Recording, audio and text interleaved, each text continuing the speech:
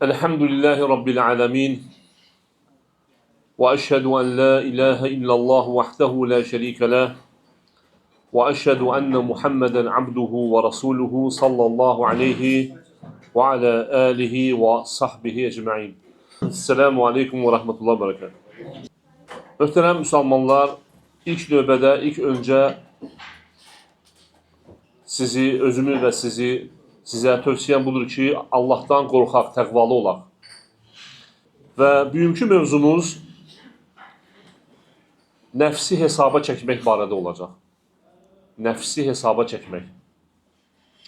Uca Allah Quran-ı Kərimdə Əl-Həşr surəsinin 18-ci ayəsində buyurur ki, Yə eyyuhəl-ləzīnə əmənuttəqullaha vəl-tənzur nəfsum mə qaddəmət liğad vəttəqullah innəllaha xabirun bimə tə'məlun.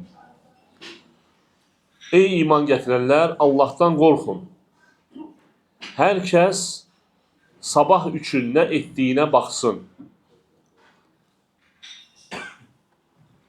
Allahdan qorxun, həqiqətən Allah nə etdiklərinizdən xəbərdardır.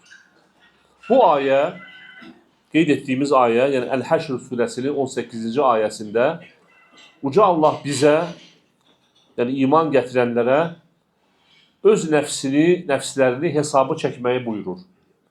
Və ona görə də alimlər qeyd edirlər ki, bu ayə nəfsi hesaba çəkməyin vacib olmasını bildirən əsas ayələrdən, dəlillərdən biridir.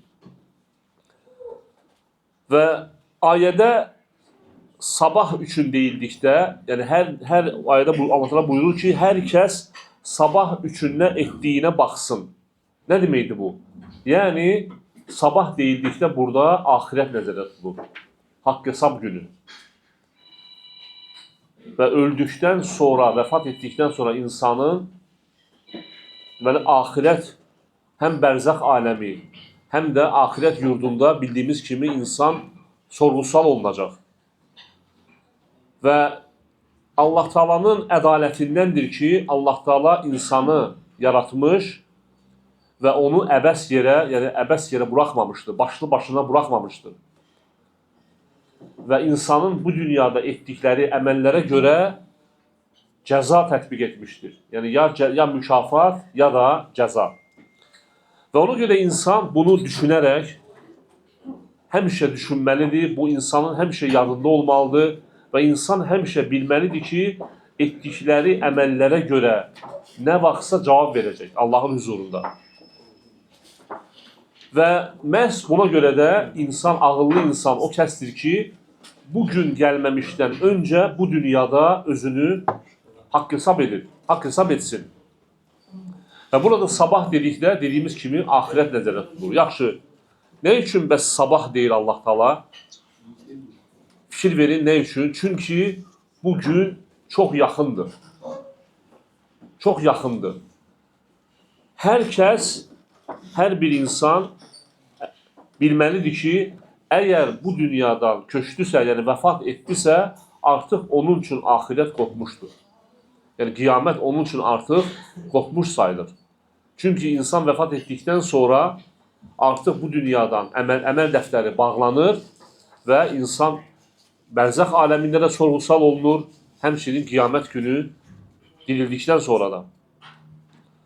Lakin qiyamət günü insan diriləndən sonra Allah Taala onu haqq hesaba çəkdikdə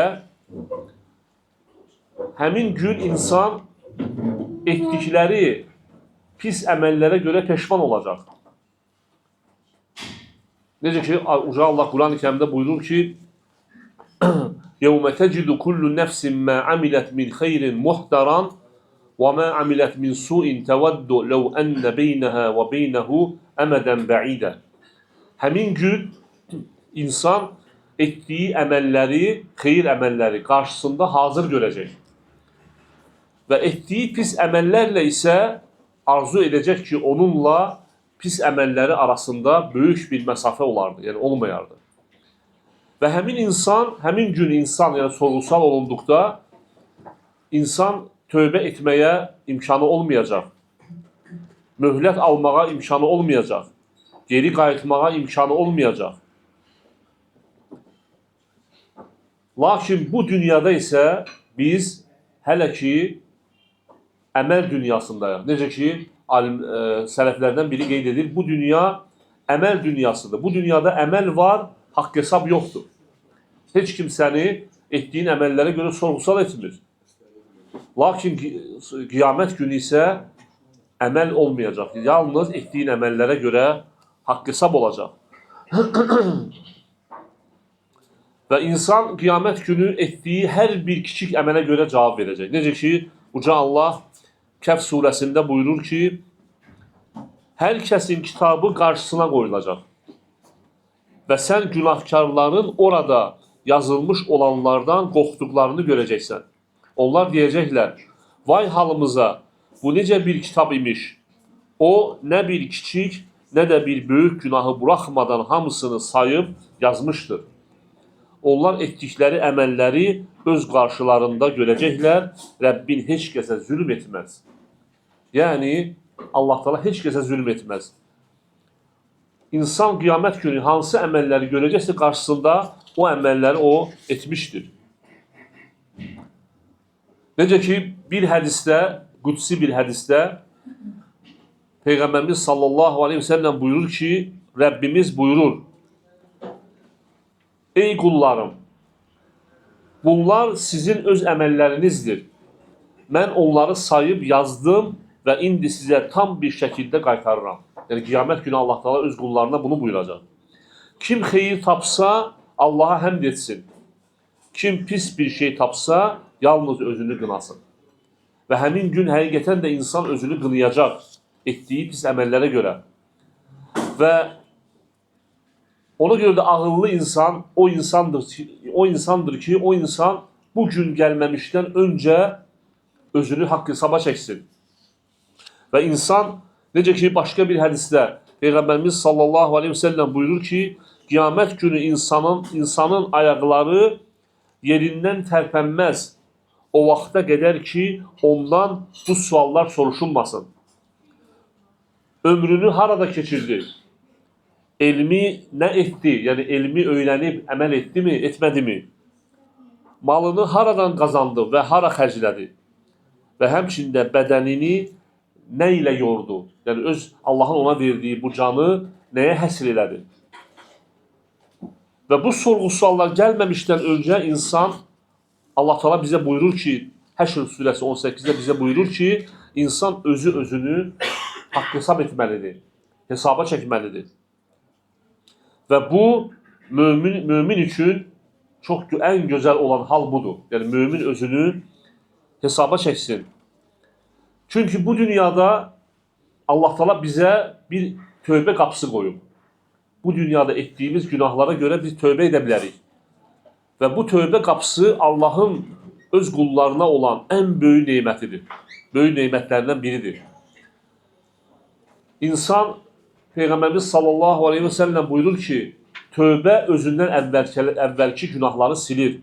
Tövbə etmiş insan, sanki o günahı etməmiş insan kimidir. Və ona görə əgər bir insan bir günah edərsə və bu günahdan sonra səmimi qəlbdən peşmançılıq çəkib tövbə edərsə, sanki o günahı etməmiş kimi sayılır. Və həmçinin Ömər ibn Xattabın gözəl bir sözü var. Deyir ki, Ömər ibn Xattab, siz hesaba çəkilməzdən əvvəl özünüzü hesaba çəkin. Siz ölçülməzdən əvvəl özünüzü ölçün. Yəni, bildiyimiz kimi qiyamət günü insanın həm əməlləri ölçüləcək tərəzidə, həm də insanın özü də ölçüləcək. Həm əməl dəftəri ölçüləcək, həm insanın əməlləri ölçüləcək, həm də özü ölçüləcək. Və ona görə də Ömər ibn Xattab deyir ki, siz ölçülməzdən əvvəl özünüzü ölçün. Ən böyük ərz olunma, yəni Allahın huzuruna çıxma, ən böyük ərz olunmaya hazırlaşın. Allah Teala buyurur ki, ey insanlar, o gün siz Allaha ərz olunacaqsınız. Heç bir sirriniz gizli qalmayacaqdır. Və xüsusən də biz böyük bir mövsümdən çıxmışıq, ibadət mövsümü, Ramazan ayından çıxmışıq və belə bir mövsümdən çıxandan sonra, ibadət mövsümündən sonra çıxandan sonra insanın özünü hesaba çəkməsi daha münasib, daha uyğundur. Həm özünü hesaba çəkir, əvvəlki, yəni bu ibadət mövsümünü keçirtdiyi barədə. Necə keçirtdim?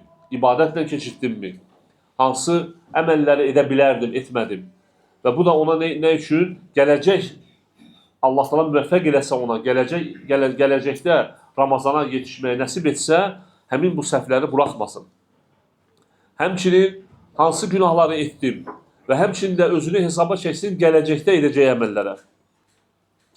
Və ümumiyyətlə, alimlər qeyd edirlər ki, insanın özünü hesaba çəkməsi iki cürdür. İnsan, yəni iki baxımdan, iki yöndən özünü hesaba çəkməlidir. Birincisi, əvvəl etdiyi əməlləri hesaba çəkməlidir. Yəni, əvvəl etdiyi əməlləri nəzərdən keçirməlidir. Yəni, Allah mənə bu qədər ömür verib, gəlib çatmışam bu yaşa. Və bu yaşa çatdığım qədər, çatana qədər mən Allaha ibadətlə keçirmişəmmi? Hansı günahları etmişəm? Və əgər xeyir görərsə, xeyir taparsa, sözsüz ki, buna görə Allah həmd etsin. Və bilsin ki, bu Allahın onu müvəffəq etməsidir. Yox, əgər görərsə ki, müəyyən günahları edir, bu günahlardan tövbə etsin. Və bayaq qeyd elədiyim kimi, yəni tövbə qapısı həmişə açıqdır. Tövbə qapısı həmişə açıqdır və ona görə də insan Allahdan ümidini üzməməlidir. Necə ki, Uca Allah Quran-ı Kərimdə Zumər surəsinin 53-cü ayəsində buyurur ki, qullarıma mənim bu sözümü de, ey mənim özlərinə qarşı həddi aşmış qullarım. Allahın rəhmətindən ümidinizi üzməyin. Şübhəsiz ki, Allah bütün günahları bağışlayır, o həqiqətən bağışlayandır, rəhimlidir. Və insan etdiyi günahların böyüklüyündən asılı olmayaraq tövbə edərsə, Allah onu bağışlayar. Və əgər tövbəsində səmimi olarsa, Allah onu bağışlayar. Və ona görə də günahların böyük olması insanı ümidsizliyə salmamalıdır. Hansı günah olursa olsun, hətta şirk belə, Allaha şərik qoşmaq belə, əgər insan tövbə edərsə bu dünyada Allah təala onun günahını bağışlayar. Lakin qiyamət günü isə bağışlamayacaq. İkinci deməli, özünü hesaba çəkməyin ikinci tərəfi, insan həmçinin əməl etməmişdən əvvəl, yəni gələcək həyatını da deməli, nəzərdən keçirməlidir. Yəni, qərar verməlidir. Bundan sonra mən hansı əməllər edəcəm? Və bir əməl etməmişdən əvvəl də düşünsün, fikirləşsin, özünü hesaba çəksin. Bu etdiyim əməl şəriətə uyğundurmu? Mənim bu etdiyim əməl Allahın rizasını qazandırırmı? Allahın qəzəbinə səbəb olurmu? Və əgər Allaha itaətdirsə, ibadətdirsə, o zaman etsin. Yox, əgər etmək istədiyi əməl Allaha asilikdirsə, bu zaman etməsin. Və necə ki, sələflərin biri deyir, bir kişinin yediyi, içdiyi və gəzdiyi, yediyində, içdiyində və gəzməyində onun dərrakəsinə dəlalət edən dəlillər var. Yəni, bir insanın nə cür yeməsi, nə cür içməsi və nə cür hərəkət etməsi onun nəyinə dəlalət edir? Düşüncəsinə dəlalət edir. Və insan da, demək, gələcək həyatında və həmçində qarşıda gələn ömründə etmək istədiyi əməlləri yenə də bir nəzərdən keçirməlidir və deməli, əgər bu etmək istədiyi əməllər, yəni qarşısına qoyduğu bu, demək, qərar Allaha asilikdirsə, bundan çəkilsin və ya Allaha ibadət və itaətdirsə və Peyğəmbərin sünnəsinə uyğundursa, o zaman bunu etsin. Və ümumiyyətlə, qardaşlar, bir daha xatırladıram ki, yəni, demək, nəfsi hesaba çəkmək insana böyük faydası var və insan heç olmasa həftədə bir dəfə, əslində hər gün insan özünü hesaba çəkməlidir. Yəni, ağıllı insan odur ki, insan özünü hər gün hesaba çəksin. Hər axşam 7-sə, axşama çıxdısa, özünü hesaba çəksin ki, mən bu gün ərzində nə etdim? Hansı əməlləri etdim? Hansı savab əməlləri etdim? Yəni hansı əməl dəftərimə, hansı əməlləri əlavə etdim? Fərz ibadətləri vaxtında yerinə yetirdimmi? Sünnələri yerinə yetirdimmi? Neçə dəfə hansı namazları məsciddə qıldım? Və s. Həmçinin günahları, hansı günahları etdim, hansı səhvləri etdim və o səhvlərdən tövbə etməlidir. Həmçinin həftədə bir dəfə, bir həftə ərzində hansı ibadətləri etdim, həmçinin ayda bir dəfə, ildə bir dəfə və beləcə insan daim öz nəfsini nə etməlidir? Hesaba çəkməlidir. Bu qədər qardaşlar, Allah bizə eşidib faydalardan etsin. Allah təala ibadətlərimizi qəbul etsin. Allah təala bizi cənnətdə cəm eləsin. Allah təala ölkəmizi və digər müsəlman ölkələrini xatadan, baladan qorusun. Və sallallahu aleyhi və Muhammedin və alə alihi və ashabihi ecmaîn.